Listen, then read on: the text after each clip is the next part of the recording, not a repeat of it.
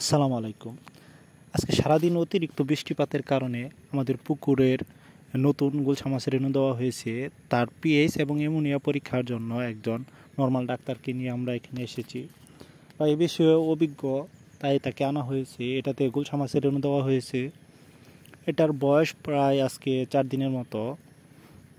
আজকে সারাদিন প্রচুর পরিমাণে বৃষ্টি হয়েছে। বৃষ্টি হওয়ার কারণে পুকুরের পানির পরিমাণও বেড়ে গেছে এবং পানির কালারও কিছুটা পরিবর্তিত হয়েছে। তাই মাছের গ্রোথ এবং পুকুরে কি গ্যাসের সৃষ্টি হয়েছে নাকি বৃষ্টির কারণে সেটা দেখার জন্য আমরা আজকের এই পিএইচ পরীক্ষা করা হচ্ছে। এখন দেখানো হচ্ছে আপনাদেরকে যে এটার মাধ্যমে পানির পিএইচ ঠিক আছে কিনা সেটা মাপা হচ্ছে। আমাদের পুকুরের পানির পিএইচ একুরেট আছে, পিএইচ 8 আছে। তারপরে অ্যামোনিয়া পরীক্ষা করা হবে যে পুকুরের তলায় গ্যাস আছে কিনা। এটা ছোট মাছের জন্য অত্যন্ত গুরুত্বপূর্ণ। এই পিএইচ যদি ঠিক থাকে, আপনার পুকুরের তলায় যদি গ্যাস না থাকে, তাহলে পুকুরের মাছ আপনার টিকসই করবে, মাছ মারা যাবে না।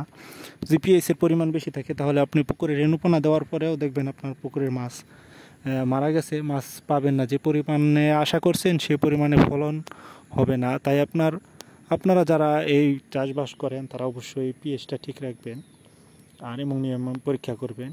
এখন আমাদের মাছের পোনাগুলোর গ্রোথ ঠিক আছে কিনা সেটাও দেখা হচ্ছে। এগুলো সব গুলশা মাছের পোনা। ধন্যবাদ।